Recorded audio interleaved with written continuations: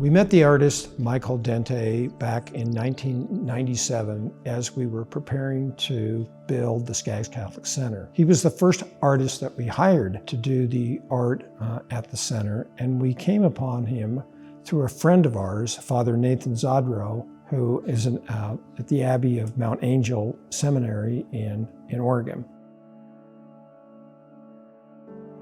Michael was teaching and doing his work at the University of Portland, and Father Nathan and Michael knew each other from their shared interest in art. And so as we were asking around, Father Nathan was and is a good friend of Monsignor Fitzgerald, and he said we should meet Michael Dente and see if Michael could be one of our featured artists. And indeed, he became our first artist and probably the most prominent artist that we have on campus.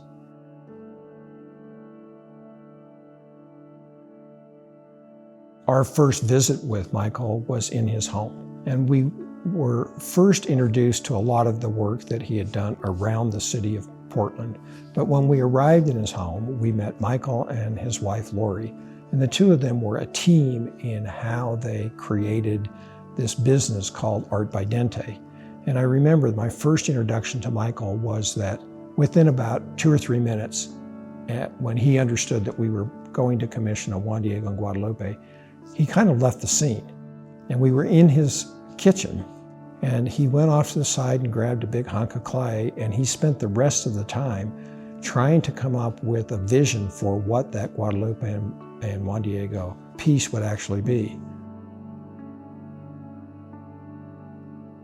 So if you see Michael's great pieces, the Grotto at Juan Diego, or the St. John the Baptist at St. John the Baptist Church, or even the Martin Luther King at the Convention Center in Portland, the first thing that one recognizes is just the strong, bold presence that each figure that he sculpts has. And so you're captivated initially by the look and the power in which Michael constructs his statuary. But then he draws the viewer closer to him, and there's usually little surprises, little parts of the story that you gain on a second look or a third look. So Michael kind of helps the viewer initially see the bold look of the statuary, and then as he draws you in, there's more and more of the story that he tells about the particular person that he's sculpting.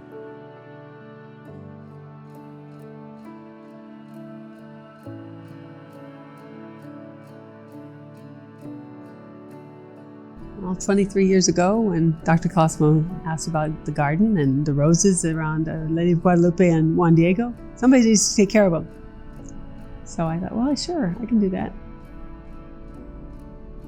Seasonal for roses, because you want to be looking good for graduation in the spring and get them ready for winter and the fall and make them look beautiful all during the summertime.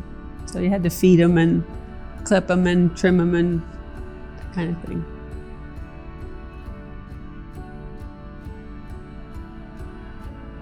It's very special to be out around the statue of Our Lady of Guadalupe and Juan Diego. Most of the time when I'm trimming the roses, I'm out there by myself. It's kind of nice to be prayerful and reflective.